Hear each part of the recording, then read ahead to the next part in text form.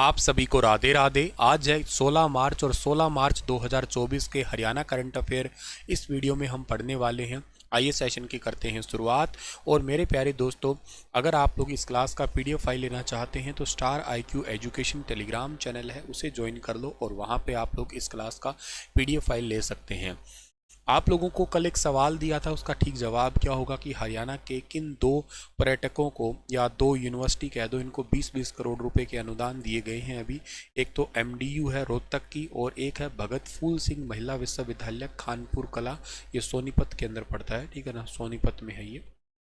अगला जो सवाल हमारा है, हाल ही में हरियाणा स्टाफ सिलेक्शन कमीशन के अध्यक्ष पद से किसने इस्तीफा दिया है? सरकार चेंज हुई और HSSC, ठीक है ना, आप लोगों ने इनका नाम तो यकीनन अपने जुबान पे बिठा ही लिया होगा। कोई बच्चा ऐसा नहीं होगा जो इन्हें नहीं जानता होगा। और इनका नाम है भोपाल सिंह खत्री, ठीक है ना। इन्होंने HSSC के चेयरमैन पद से इस्तीफा दे दिया है। बहुत सारे बच्चे ये सोच रहे होंगे कि काश थोड़े समय पहले इस्तीफा दे देते, लेकिन अब इन्होंने इस्तीफा दे दिया है भोपाल सिंह खत्री ने। और हरियाणा के SI के पेपर में इनसे रिलेटेड क्वेश्चन भी पूछा गया था। क्या क्वेश्चन पूछा गया था? भोपाल सिंह खत्री में खत्री क्या है, जाति है या क्या है? तो ये यमुनानगर के खत्री गांव है। ये वाला क्वेश्चन HSSC ने हरियाणा के SI के पेपर में पूछा था। 26 सितंबर 2021 को पेपर हुआ था, मेल का था, मॉर्निंग शिफ्ट का। मैंने पेपर सॉल्व करवाया था तो करके याद है मुझे। और ये है कि Haryana staff selection commission HSSC के चेयरमैन भोपाल सिंह खत्री ने इस्तीफा दे दिया है और अभी फाइनल सरकार बदल गई है, नए मुख्यमंत्री आ चुके हैं, नायाब सिंह सैनी। फिलहाल के लिए तो यही चर्चा है ये। अच्छा, इनका राजनीतिक जो, या यूं कह सकते हो, इनका जो सफ़र स्टार्ट हुआ था वो कैसे हुआ था? गांव के पहले ये सरपंच बने थे सबसे पहले तो। उसके बाद में इन्हें आयोग, सरपंच रहते ही इन्हें आयोग का सदस्य बनाया गया था। इसके बाद उन्हें मेंबर से चेयरमैन बनाया गया था। और अपने ही गांव व इलाके के अंदर पूर्व सरपंच भोपाल सिंह के नाम से इनकी आज भी पहचान है। इनको आज गाँव में पूर्व सरपंच ही कहते हैं। राष्ट्रीय स्वयं सेवक संघ RSS की पृष्ठभूमि से संबंध रखने वाले भोपाल सिंह बहुत अच्छे तरीके से, मतलब पढ़े लिखे हैं। 8 सब्जेक्ट के अंदर MA कर रखी है इन्होंने। और साथ के साथ में जो है ना, इन्होंने विधि स्नातक भी कर रखी है। पूर्व मुख्यमंत्री मनोहर लाल के विश्वास पात्रों में इनकी भी गिनती होती है। केंद्रीय मंत्री रतनलाल कटारिया के सचिव भी रह चुके हैं। भोपाल सिंह की प्रशंसा खुद भारत के प्रधानमंत्री जी ने भी की थी। अब खैर ये चल बसे, मतलब इस HSSC के पोस्ट से जो है ना चल बसे, ठीक है ना, वैसे नहीं। HSSC के चेयरमैन के पोस्ट पे अब ये नहीं रहे। HSSC की बात करते हैं तो हरियाणा स्टाफ सिलेक्शन कमीशन एक ऑर्गेनाइजेशन है, गवर्नमेंट ऑफ हरियाणा के लिए रिक्रूटमेंट करती है। ग्रुप B, ग्रुप C और ग्रुप D, इन के अंदर वेरियस डिपार्टमेंट जो होते हैं, या इन वेरियस डिपार्टमेंट के अंदर रिक्रूटमेंट होती है। 28 जनवरी 1970 को जो है ना इस HSSC की स्थापना हुई थी। अब तक चेयरमैन थे श्री भोपाल सिंह खत्री, लेकिन अब इन्होंने इस्तीफा दे दिया है। और हेडक्वार्टर इसका कहाँ पे है? पंचकुला में इसका हेडक्वार्टर है। हाल ही में हरियाणा राज्य के नए मुख्य सचिव किसे नियुक्त किया गया है? ये क्वेश्चन भी बहुत बहुत इंपॉर्टेंट है आपके लिए। अब तक हरियाणा राज्य के नए मुख्य सचिव जो थे ना, वो थे संजीव कौशल। लेकिन संजीव कौशल जो है ना, ये छुट्टी पे चले गए। और इस करके अभी हरियाणा के अंदर नए मुख्य सचिव नियुक्त किया गया है TVSN प्रसाद को। TVSN प्रसाद, यानी कि B वाला ऑप्शन सही रहेगा। आचार संहिता लागू होने से ठीक एक दिन पहले, यानी कि कल के बाद आचार संहिता ही होगी, क्योंकि कल दोपहर को 3 बजे प्रेस कॉन्फ्रेंस होने वाली है इलेक्शन कमीशन की। और उसमें जो वोटिंग डेट है, मतलब इलेक्शन की जो डेट्स होंगी, यानी कि कौन सी तारीख को वोट डलने हैं, ये अनाउंस किए जाएंगे। मैं आपको ज़रूर बताऊंगा कौन कौन सी तारीख वो होंगी। तो इसी करके बाद में जो कोड ऑफ कंडक्ट है, मॉडल, वो लग जाएगा। तो इससे पहले ही कुछ अपॉइंटमेंट हुई है। सरकार ने मुख्य सचिव समेत 5 IAS व 17 HCS अफसरों के तबादले और नियुक्ति के आदेश दे दिए हैं।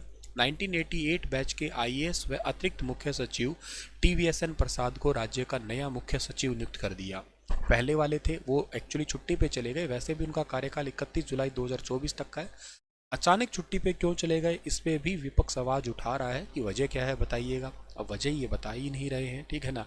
और इसके बाद में क्या एक बात और इम्पॉर्टेंट है, बिजली निगम के चेयरमैन PK दास ने भी इस्तीफा दे दिया है ऑन द स्पॉट ही। बहुत सारे इस्तीफे हो रहे हैं ऑन द स्पॉट ही। हरियाणा सरकार ने हरियाणा के 2,70,000 लाख कर्मचारी, सरकारी कर्मचारी और 2.5 लाख पेंशनर परिवार की जो पेंशनर के महंगाई भत्ते में 4% की बढ़ोतरी के भी आदेश जारी कर दिए हैं। और बढ़ी हुई ये सारी दरें हैं 1 जनवरी 2024 से लागू हो जाएगा। डीए लगभग 50% हो गया है समझो अब हरियाणा में। हाल ही में हरियाणा राज्य में आयुष्मान चिरायु कार्ड पर कितने निजी अस्पतालों ने इलाज बंद कर दिए हैं। अब ना ये बात बड़ी प्रैक्टिकल समझने वाली है। आपको मैंने शायद कल की क्लास में ही पढ़ाया था आयुष्मान चिरायु कार्ड योजना के बारे में। इसमें क्या है कि गरीब परिवारों को 5 लाख रुपए तक का सालाना इलाज फ्री मिलता है। लेकिन हरियाणा के अंदर टोटल 575 प्राइवेट हॉस्पिटल ने इलाज बंद कर दिया है। अब आप कहोगे सर बंद क्यों कर दिया है। देखो ऐसा है कि कोई प्राइवेट हॉस्पिटल है XYZ, जो भी प्राइवेट हॉस्पिटल है उसमें आप जब जाते हैं तो आपको वहाँ पे आयुष्मान कार्ड दिखाना होता है। तो इनिशियली आपके कोई पैसे नहीं लगते हैं, आपका इलाज फ्री हो जाता है। कोई भी इलाज हो, 5 लाख रुपए तक का इलाज है ना, उस पैनल में या उस हॉस्पिटल में वो वाली फैसिलिटी अवेलेबल हो तो आपको मिलेगा। अब आप कहोगे सर उसमें उस प्राइवेट हॉस्पिटल का क्या बेनिफिट है। उसको एक्चुअली जो है ना मेडिकल एसोसिएशन या सरकार की तरफ से जो है ना वो बजट मिल जाता है, पैसा मिल जाता है वो। लेकिन अब जो हॉस्पिटल है ना वो तो इलाज कर रहे हैं, वो तो एक्चुअली पूरा रिकॉर्ड बनाते हैं इसका भी, हमने इस पेशेंट का इस तारीख को ये इलाज किया, ये उसके बिल हैं। लेकिन लगभग 300 करोड़ रुपए बकाया पड़े हैं। तो हरियाणा के अंदर जो इंडियन मेडिकल एसोसिएशन हरियाणा ने 15 मार्च रात 1 बजे से आयुष्मान और चिरायु कार्ड के लाभार्थियों की इलाज सुविधा बंद करने का फैसला किया है। और भारत के CEO को पत्र लिख के कहा है कि बकाया 300 करोड़ रुपए की राशि जल्द ही जारी करें, उसके बाद ही कुछ आगे की चीज़ें सोचेंगे। 575 हरियाणा के अंदर टोटल जो है ना वो पैनल में आने वाले हॉस्पिटल हैं ये। हरियाणा के CEO IAS डॉक्टर कौन है इस डिपार्टमेंट के, आदित्य दहिया है, ये याद रखना। टोटल हरियाणा देखो आयुष्मान भारत योजना के तहत हरियाणा में 1290 हॉस्पिटलों को पैनल में रखा गया है। इनमें से करीब 715 सरकारी और 575 निजी अस्पताल है। सरकारी में तो चलो इलाज होगा ही होगा, लेकिन निजी अस्पताल जो है इन्होंने बंद किया है। इसमें कैंसर है, हार्ट अटैक जैसी गंभीर बीमारियों के साथ 1500 के करीब दूसरी बीमारियों का सालाना इलाज 5 लाख रुपए तक का फ्री करवाया जाता है। हरियाणा में अब तक कितने लोगों ने इलाज करवा लिया है। लगभग 10 लाख लोगों के चिरायु कार्ड जारी हो चुके हैं, मतलब इसके जरिए आरोग्य हो चुके हैं या इलाज करवा चुके हैं ये। और अब तक कुल 1 करोड़ 3 लाख से ज़्यादा के अधिक जो ना आयुष्मान चिरायु कार्ड बनाए जा चुके हैं, जिनमें से इतने सारे चिरायु कार्ड और 28,89,000 आयुष्मान कार्ड हैं। और के साथ साथ जो ना आयुष्मान चिरायु हरियाणा योजना के तहत हरियाणा में लगभग 9 लाख मरीजों के इलाज के लिए 1130 करोड़ रुपए से ज़्यादा के क्लेम का भुगतान भी किया जा चुका है। मतलब ऐसा नहीं कि शुरू से कभी पैसा नहीं दिया गया, लेकिन अभी पिछले टाइम का 300 करोड़ का बकाया है। इस करके हरियाणा में ये मामला काफ़ी चर्चा में चल रहा था, तो करके मैंने समझाना जरूरी समझा। हरियाणा राज्य में अब तक कुल कितने पूर्व मुख्यमंत्री को कैबिनेट का दर्जा मिला है। अब ये भी अपने आप में खूब चर्चा चल रही है। हरियाणा में अब तक केवल 2 ही मुख्यमंत्रियों को कैबिनेट का दर्जा मिला है। अब ये क्या है मसला, देखो हरियाणा के पूर्व मुख्यमंत्री मनोहर लाल खट्टर, इनका विधानसभा में अपना आखिरी भाषण था। इन्होंने शेर पढ़ा क्या कि फिक्र सभी को खा गई, फिक्र जगत का तीर, जो फिक्र को खा गया उसका नाम फकीर। इन्होंने कहा कि मैं तो फ़कीर हूँ, और वाकई ही ये बात इन पे सटीक बैठती है, क्योंकि इनके पास रहने लायक फ़िलहाल कोई घर नहीं है, ठीक है ना। एक्चुअली क्या होता था, हरियाणा में अब तक सिर्फ दो पूर्व CM को ही कैबिनेट मंत्री का दर्जा मिला है। इनमें से हुकुम सिंह और भूपेंद्र सिंह हुड्डा, ये 2 शामिल है। ये सुविधाएं पूर्व CM ओम प्रकाश चौटाला को भी मिलनी थी, मगर हुड्डा पर जब ये नियम लगाए गए उस समय ओम प्रकाश चौटाला JBT घोटाले में जेल में सजा काट रहे थे।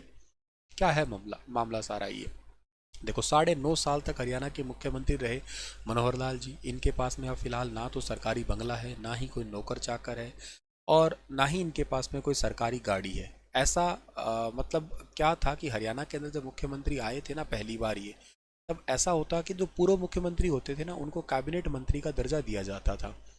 तो उस समय क्या था कि इनसे पहले मुख्यमंत्री कौन थे, इनसे पहले मुख्यमंत्री थे भूपेंद्र हुड्डा। पूर्व मुख्यमंत्री को कैबिनेट मंत्री का दर्जा मिलने का फैसला भूपेंद्र सिंह हुड्डा की सरकार में ही हुआ था। और 2 मई 2013 को तत्कालीन मुख्यमंत्री भूपेंद्र सिंह हुड्डा ने मंत्रिमंडल की बैठक में पूर्व CM को कैबिनेट मंत्री का दर्जा दिलाने का फैसला कर लिया। और इस फैसले में क्या होता था, इसमें मतलब मिलता क्या है, पूर्व सीएम को एक लाल बत्ती की गाड़ी मिलेगी, झंडे वाली सरकारी गाड़ी मिलेगी, राजधानी चंडीगढ़ में सरकारी कोठी मिलेगी, उनको एक निजी सचिव मिलेगा, एक सहायक मिलेगा, एक ड्राइवर मिलेगा, 4 उनको जो है ना पीएसओ मिलेंगे, 2 चपरासी मिलेंगे। ये दर्जा दिया जाता था कैबिनेट मंत्री, मतलब पूर्व सीएम को। 2014 में हुड्डा जब सीएम की कुर्सी से हटे तो हटते ही कैबिनेट मंत्री का दर्जा उनको भी मिल गया। 2 साल तक वो उन्होंने इस सुविधा का लाभ भी उठा लिया, लेकिन 2016 में मनोहर लाल ने इस फैसले को पलट दिया और उन्होंने कहा कि जितने भी सुविधा वगैरह है ना, कोई कैबिनेट का मंत्री का दर्जा नहीं है, नॉर्मल जो विधायक को सुविधा मिलती है बस वही मिलेगी। और इतनी सारी सुविधा मिलने से जनता को नाराजगी है, इस करके सारे फैसले ले लिए गए वापस। तो अब यही फैसला आज इन पे भी आ पड़ा, ठीक है ना। तो मुख्यमंत्री पद से इस्तीफा देने के बाद में मनोहर लाल का ठिकाना फिलहाल चंडीगढ़ की कबीर कुटिया यानी कि सीएम हाउस में ही है, मतलब अभी तो खैर वहीं रहे हैं। और फिलहाल उनके पास में कोई घर नहीं है। और जनवरी में उन्होंने रोहतक का जो एक घर था बनियानी में, मैंने पढ़ाया भी वो करंट अफेयर, इसको ई लाइब्रेरी बनाने के लिए दे दिया है। 2019 में विधानसभा चुनाव में इन्होंने अपना हल्फनामा दिया था, तब इन्होंने पैतृक घर को अपनी एकमात्र और गैर कृषि संपत्ति घोषित किया था। इसके अनुसार इनके पास 1350 वर्ग फुट का घर और 800 वर्ग फुट का लगभग एरिया है जिसमें बना हुआ है। टोटल एरिया 1350 फुट है जिसमें इतना बना हुआ एरिया। अक्टूबर 2019 में घर की कीमत लगभग 3 लाख रुपए थी और इसके अलावा इसी गांव में उनके पास 12 कनाल कृषि जमीन भी है जो विरासत में मिली थी। 2019 में इसकी कीमत तकरीबन 30 लाख रुपए थी। तो मोटे तौर पे इनके पास में कोई बहुत ज़्यादा संपत्ति नहीं है, एकदम सामान्य हो गए हैं। तो अब इन्हीं के ही एक शेर को अब दोबारा पढ़ लीजिएगा ताकि आपको पूरी कहानी समझ में आ जाएगी कि फिक्र सभी को खा गई, फिक्र जगत का तीर, फिक्र को खा गया उसका नाम फ़कीर, मैं तो हूँ फ़कीर, ठीक है ना। खैर बहुत लोगों को संवेदना हो रही होगी, ठीक है ना, पूर्व मुख्यमंत्री जी से। हालांकि एक बात मैं कह सकता हूँ, अगर ये ना होते तो शायद इतने सारे बच्चे पढ़ते नहीं। इन्होंने बच्चों को पढ़ना सिखा दिया। ये कहना या इस बात को झुठलाना कोई कर ही नहीं सकता, मतलब कंफर्म सी बात है। बाकी चीज़ें सही गलत देखो बहुत सारी चीज़ें होती है, लेकिन बच्चों को पढ़ना इन्होंने सिखा दिया। इनके बिना कौन ही तो पढ़ता था, ठीक है ना। काहे तो ज़रूरत पड़ती करंट अफेयर पढ़ाने की, हरियाणा करंट अफेयर पढ़ाने की या पेपर की प्रिपरेशन करने की, मतलब ही नहीं था। इन्होंने बच्चों को पढ़ना सिखा दिया, कहा जा सकता है ये बात। हालांकि पढ़ना सिखा भी दिया और जाते जाते पढ़ना छुटवा भी दिया ये भी कहा जा सकता है, क्योंकि बहुत लंबे टाइम से कोई पेपर वगैरह ले नहीं रहे हैं या कुछ हो नहीं रहा है, तो पढ़ना सिखाया भी था और छुटवा भी दिया, दोनों काम कर दिए कह सकते हो। खैर अगला सवाल है, सीएए को लागू होने से हरियाणा में रह रहे कितने विदेशी नागरिकों को भारत की नागरिकता मिलने वाली है। तो सीएए अभी हाल ही में लागू हुआ है, आपको पहले तो इसके बारे में जानना चाहिए। मैंने वैसे इसके लिए कंप्लीट वीडियो बना दिया है, देख लेना आप लोग। सिटीजन अमेंडमेंट एक्ट जो है ना ये लागू हुआ है। ये लागू कब हुआ, देखो इसकी पूरी कहानी सुनो। 2016 के अंदर तो ये बिल पास हुआ, तो बिल आया था कैब के रूप में आया था लोकसभा में 10 दिसंबर के दिन। 10 दिसंबर 2019 को जो है ना ये लोकसभा में पास हुआ था, लोअर पार्लियामेंट हाउस के अंदर पास हुआ था। अच्छा 11 दिसंबर को जो है ना 11 दिसंबर 2019 को अगले ही दिन जो है ये अपर पार्लियामेंट हाउस के अंदर पास हुआ था राज्यसभा में। 12 दिसंबर को उस टाइम पे राष्ट्रपति थे रामनाथ कोविंद जी, उन्होंने साइन किया तो ये एक्ट बन गया, यानी कि कानून बन गया। और अब ये 11 मार्च 2019 को जो है ना 11 मार्च 2019 को एक्चुअली पूरे भारत में सीएए सिटीजन अमेंडमेंट एक्ट जो है ना लागू हो गया है। सिटीजन अमेंडमेंट एक्ट लागू हो गया, इससे क्या है, ये 3 देशों से रिलेटेड है। एक तो पाकिस्तान देश है, एक इसके अंदर अफगानिस्तान देश है और एक इसके अंदर बांग्लादेश देश है। पाकिस्तान, अफगानिस्तान और बांग्लादेश 3 देश है ये। और इन 3 देशों के 6 धर्म है। कौन कौन से, हिंदू है, एक का आपका इनके अंदर पारसी है, और एक हिंदू है, पारसी है, सिख है, जैन है, बौद्ध है और क्रिश्चियन है, ठीक है ना। पारसी लोग जहाँ पूजा करते हैं उसको क्या कहते हैं पता है आपको, फायर टेम्पल कहते हैं, फायर टेम्पल। ऐसा अपना मंदिर है, गुरुद्वारे होते हैं या चर्च होती है, ऐसे इनका फायर टेम्पल होता है। तो हिंदू, पारसी और सिख है, जैन है, बौद्ध है और क्रिश्चियन है। अगर इन 3 देशों के ये 6 धर्म भारत में 31 दिसंबर 2014 से पहले अगर भारत में आ गए हैं तो भारत के नागरिक है, चाहे वो लीगल है चाहे इलीगल है। इनको पहले से आधे समय में नागरिकता दी जा रही है। मतलब भारत में क्या है, आर्टिकल 5 से 11-12 आप आर्टिकल पढ़ते हो ना, तो इसी से रिलेटेड है। आपको भारत में 11 साल रहना पड़ता है, 12वें साल नागरिकता मिलती है। अब इनको क्या है, 5 साल रहना पड़ेगा, 6वें साल भारत की नागरिकता मिल जाएगी। तो 31 दिसंबर 2014 से पहले कोई भी भारत में आया, लीगल है चाहे इलीगल है, और वो भारत का नागरिक है। यही है CAA। और इसका खैर बहुत सारा प्रदर्शन हो रहा है, विरोध प्रदर्शन वगैरह भी, वो मैंने पढ़ा रखा है, आप पढ़ लेना, अलग से वीडियो बना रखी है। CAA सर्च करोगे आप लोग तो वैसे भी आ जाएगा यूट्यूब पे। तो क्या है कि CAA जो है ना, इसे लागू होने से हरियाणा के अंदर जो टोटल नागरिक विदेशी कितने रह रहे हैं, 600 रह रहे हैं, और इनको अब दर्जा मिल जाएगा भारतीय रहने का। और 459 पाकिस्तानी नागरिक है, और पाकिस्तानी मूल के इन नागरिकों में सभी हिंदू मौजूद है ज़्यादातर। देखो, गृह विभाग के पास में अब तक जो लिस्ट है उसमें टोटल 600 विदेशी नागरिक है जो भारतवासी बन पाएंगे। इनमें 459 पाकिस्तानी नागरिक है जो सारे हिंदू है। 375 विदेशी नागरिक वर्षों पहले भारत की नागरिकता के लिए आवेदन कर चुके हैं, जबकि अन्य वीज़ा के जरिए यहाँ रह रहे हैं। लगातार इनका वीज़ा अपडेट भी होता जा रहा है। सबसे ज़्यादा विदेशी नागरिक फरीदाबाद में रह रहे हैं, 214 पाकिस्तानी इनमें फरीदाबाद में, 40 से ज़्यादा अफगानिस्तानी और बांग्लादेशी भी इनमें शामिल है। ठीक है, चलो जी, इसी के साथ ये सेशन समाप्त होता है। आपके लिए सवाल छोड़ के जा रहा हूँ कि नेशनल यूथ पार्लियामेंट फेस्टिवल 2024 में पहला अवार्ड किसने जीता है, बताना इसके बारे में विस्तार से। कल फिर हाजिर होता हूँ लेटेस्ट अपडेट के साथ में, तब तक अपना ख्याल रखना। आप सभी को राधे राधे। ठीक है, धन्यवाद।